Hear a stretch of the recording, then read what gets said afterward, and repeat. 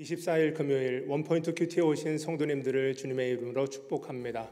오늘 하나님 주신 말씀은 예레미야 39장 1절에서 10절까지의 말씀입니다. 유다의 시드기야 왕의 제9년 열째 달에 바벨론의 느부갓네살 왕과 그의 모든 군대가 와서 예루살렘을 에워싸고 치더니 시드기야의 제11년 넷째 달 아홉째 날에 성이 함락되니라.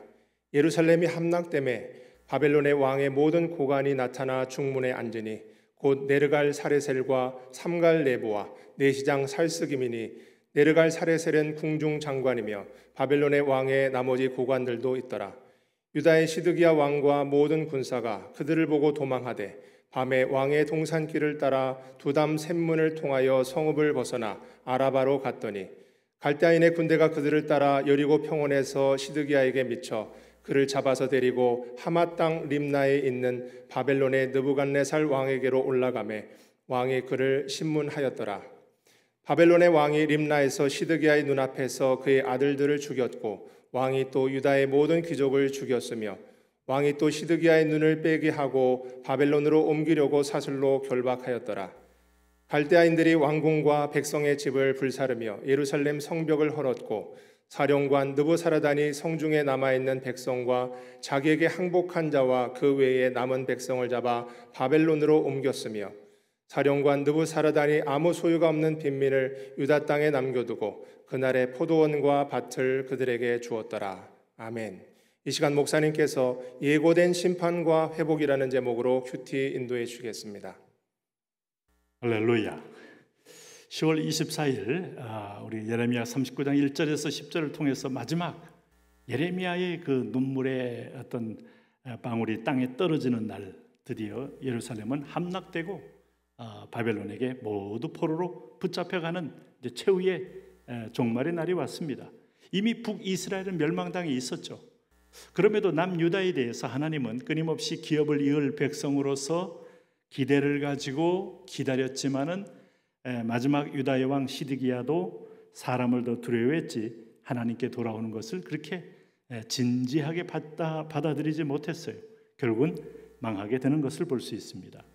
자, 여기 이제 1절에서 3절을 보면 바벨론에게 함락이 되는 예루살렘을 우리는 그대로 볼 수 있는데 1절 보십시오. 유다의 시드기야 왕의 제9년 8째 달에 바벨론의 느부갓네살 왕과 그의 모든 군대가 와서 예루살렘을 에워싸고 치더니 완전히 예루살렘을 포위하고 그 느부갓네살 왕, 이 왕이 점령한 겁니다.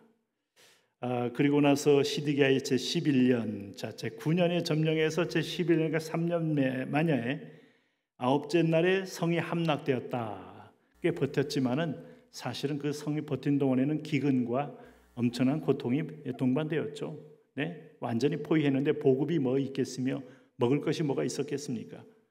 그래서 함락이 될 때 예루살렘의 함락은 우리에게 굉장한 아픔을 줘요. 바로 하나님이 지상에서 내 백성을 만나는 유일한 통로인 성전이 예루살렘에 있었는데 그 예루살렘에 함락이 되었다 하는 것은 성전이 이방인의 손에 들어가서 하나님과의 연결 통로가 끊겼다는 겁니다. 마치 태양이 이 땅에 비치지 않으면 여러분 모든 식물이 죽는 것과 똑같습니다. 하나님의 눈물이 있는 거예요.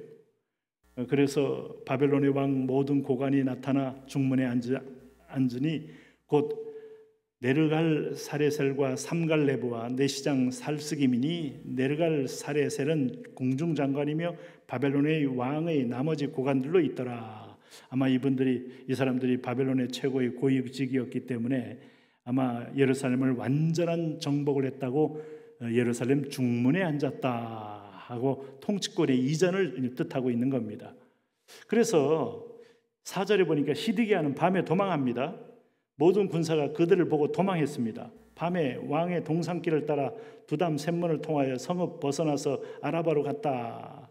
아라바 사막에 있는 쪽으로 도망갔습니다. 참 그는 도망갔지만 어떻게 됐어요? 5절에 보니까 이 바벨론 군대가 그들을 따라 여리고 평원에서 시드기야에게 미쳐 그를 잡았다. 참 그림처럼 보이지 않습니까? 여러분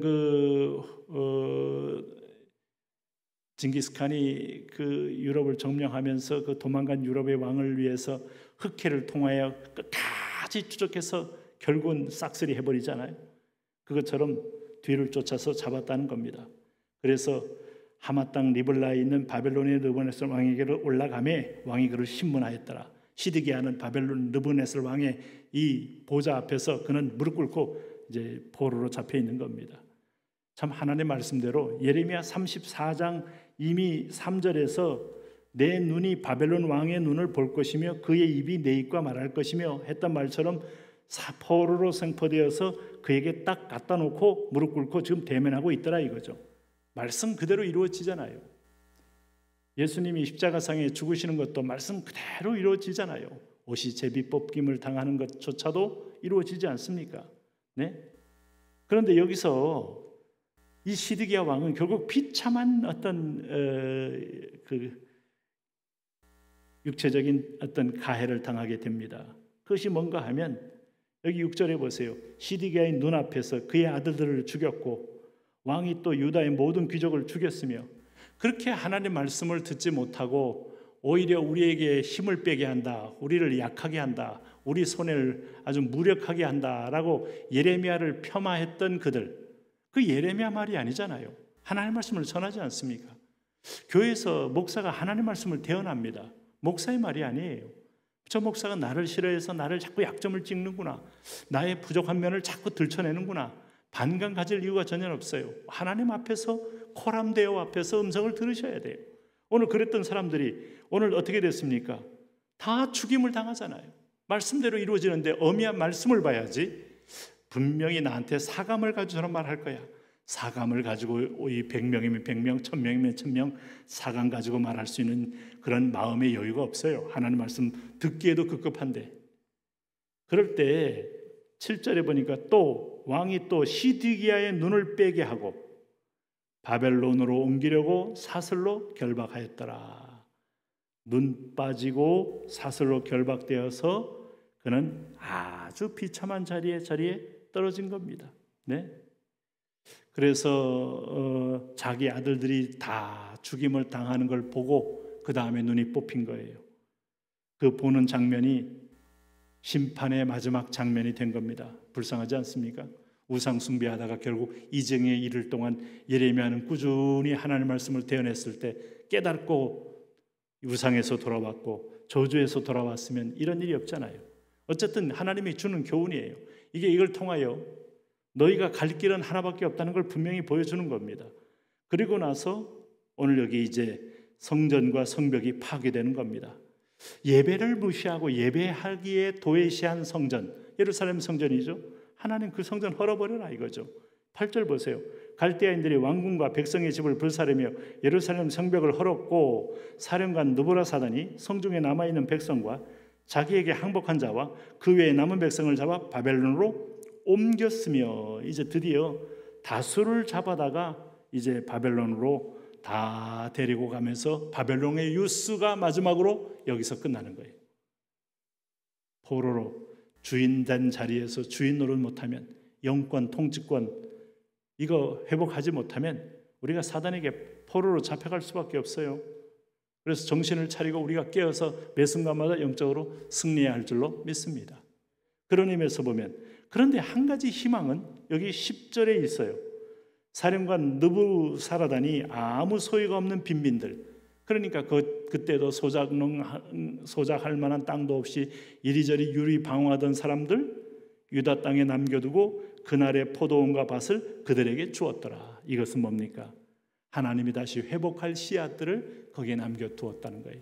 남은 자가 된 거예요. 남은 자. 그 남은 자는 고관도 아니고 최후의 권력자도 아니고 왕족도 아니고 오늘 여기 보니까 아무 소유 없는 빈민들, 이게 유대 백성이로서 하나님의 남은 자가 되어 돌아올 때, 이 바벨론에서 다시 돌아올 때 이들로 인하여 그 땅이 그래도 보존되고 합하여서 다시 하나님 나라를 세우게 되는 겁니다. 오늘 하나님은 진노 중에 늘 긍휼이 있고 피할 길을 주시는 분이에요. 우리가 못 들었어도 그 피할 길을 또 보시며 은혜의 주님 보고 소망 가운데 우리를 정금처럼 또 순전하게 하실 주님을 찬양하며 소망 가운데 나가시기 바랍니다. 하나님 그렇습니다.